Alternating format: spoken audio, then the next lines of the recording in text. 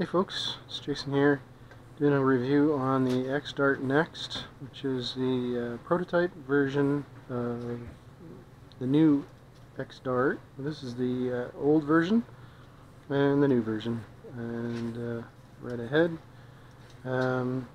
So before I begin, one of the main differences is the weight. I'm going to turn on my scales here. Hopefully you can see this well enough. I'm using a different camera. It has, it's a Mobius, but it's not the wide angle version, so I've got to be very focused. Anyway, there is the weight there, and this is the old version. It's 26.7 grams. Just remember that number, 26.7.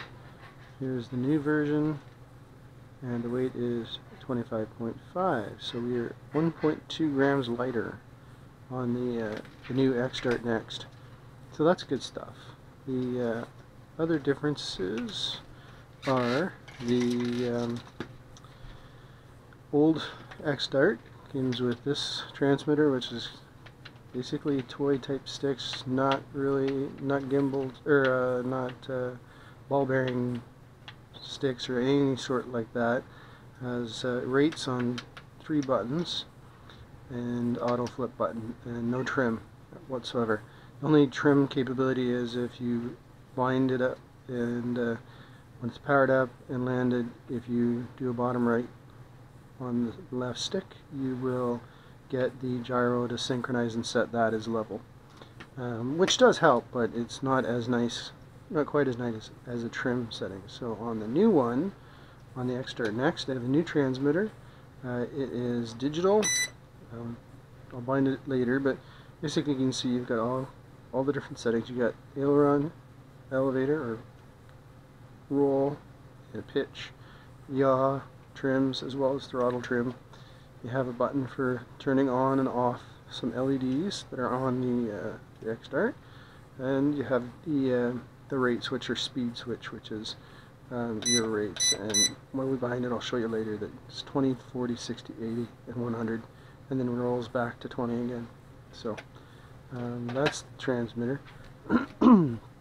Excuse me. Comes with the transmitter, the X-Dart Next, instruction manual, spare set of props, battery, and a charger. The only thing it does not come with is 4 AA batteries for the transmitter.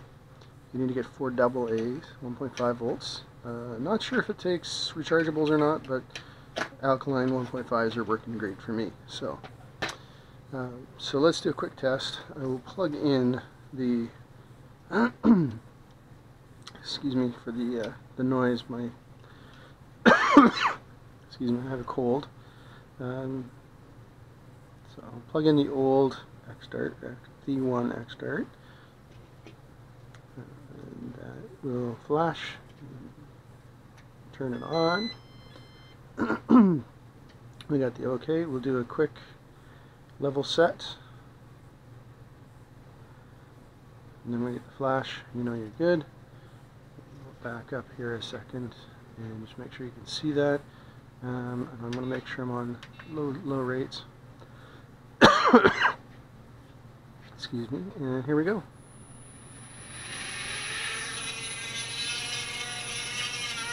Get it up out of the ground effect. Should be able to see that, hopefully. This one's a little bit of a challenge to keep stable. Likes to move around. It's not too bad. I mean, there's a lot of ground effect in this small room. It's moving around quite a bit. I'm having to actually fly it.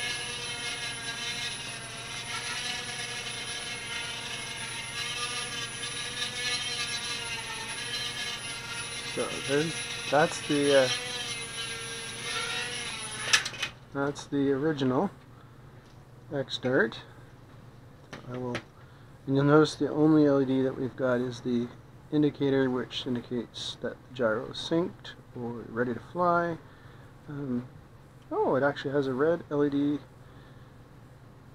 probably to indicate that we just crashed. No, that we're good to go. It has red LED on the front. The white LED on the front very front will flash when the battery is out, but you'll notice that there's no other LEDs to indicate orientation, and if you're flying it like a lot of newbies do out in front of you, you're not going to see the light that flashes to say, hey, you better land quick because your battery's about to die. So that's the old one. Quickly jump over to the new one here. So we've got major difference in the case. You'll notice is that the old one, the motors are exposed. They have no nothing holding them in other than friction and whatever glue they're using there against the metal. So it's possible you could knock them loose. Maybe, maybe not, but anyway.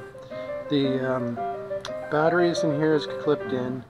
The wire doesn't have anywhere to go as you're plugging the battery in and out, so you can pinch that.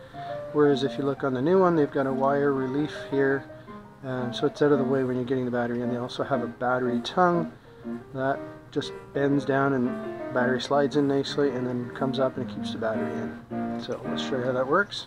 Let's take the battery, just bend that tongue down with pressure and slide the battery in, getting the corners right, and I'm not very good at this. There we go. Like so. Oh, I had it in backwards. Oh well, that's why. Doesn't really matter, but you may as well do it the way you're supposed to do it. There we go. The way it works for me anyway, the easiest way. So, I'll plug this in and bind it up. Just ignore the music, that's my daughter practicing piano. Get these out of the way over here so they don't blow propellers away. Oh, gotta get this turned on, and that will bind that up. And then now it's flashing, but it's flashing slower. So then when it's flashing slower, you move your throttle up and then back down. You hear a click, you'll see an indicator here that you've got full signal. The motors are armed now, and 0% means that we're on 0% throw rates. So there's 40%, 60, 80, 100, back to 20%. This percentage also tells you stick percentage. There's 0 to 100, 0 to 100, 0 to 100. And when we have throttle, you'll see, I'll just hold it down here, 0 to 100. So it indicates what channel and what range and all that. So we will just give this a quick test fly. It does have trim tabs, which is awesome. I've trimmed it a little bit, untrimmed it, and played around with it. I did have problems trimming it while it was flying. I tried to trim the pitch, and it went off into the corner of the room. When I was trying to film the first video of this series, or not the first one, but the one this is going to replace, I forgot to take the lens cap off my camera. So while I was flying, I did that. I was flying, trimmed, and it went off into the corner of the room. I will retest that tomorrow night, or sorry, Friday night, at indoor, where we've got a gym and lots of room, and I'm not going to toss it about the room. It's already had 2 crashes into the box over there and the corner of the room, so nothing, no damage, but I'd rather do it when I've got space. So here goes a flight, low rates, just like the other one, and the stock battery. Straight up, nice, even, almost that takeoff was absolutely no right stick movement at all. It's just throttle. So there's a little bit of trim forward that I'll need to undo. In fact, why don't I do that now? Let's bring it down out of the ground effect. So it took off and went forward. So I'm just going to give it a little more elevator back. Look at that. Perfect. Hands off, launch. I'm not even touching the controls there. I'm going to bring it away from my plane there. Look at that. That's hands off, basically. And it's just ground effect that's tossing it about. Compared to the other one, the original X-Dart, this guy is like light years ahead. I mean, just super stable. I hope you can see that. I hope you can see. I hope I have the camera lined up right so you can see this. This is awesome. This is close. It's just like super stable. Like way better than the X-Dart one. I mean, it's still a good quadcopter for the size and money. I think I paid $20 for that from Hobby King plus shipping and duty or whatever, but I'm not sure what the price is going to be on this, but it's definitely worth the money. I mean, the transmitter with the trim tabs, that to me is way better than having no trim tabs and relying on the little board to set where level is. The other thing this has, you'll notice in the first clip, is I can turn the lights on and off at will. I can set the rates the way I want to. I'll just do a quick rate. Here's a 40% flight.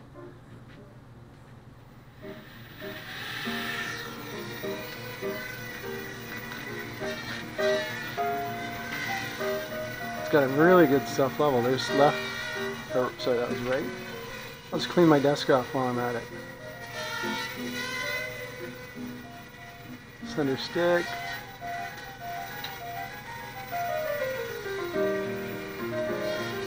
Very little drift at all. Self-level quite nicely. Very nice. And in full rate mode, you can do manual flips. So we'll give that a try in the gym, not here. So overall, the only thing I can think of for suggestions for improvement would be orientation indicators. You'll notice if I turn off the LEDs and I spin it up, the only thing you see are those red front propellers, and at a distance of 5 feet or more you're not going to see those. So the only thing you have to go by for orientation is the little wire sticking out the back. If you're spinning around, etc., you're not going to see that. So it might be nice to have the ability to have different colors on the arms.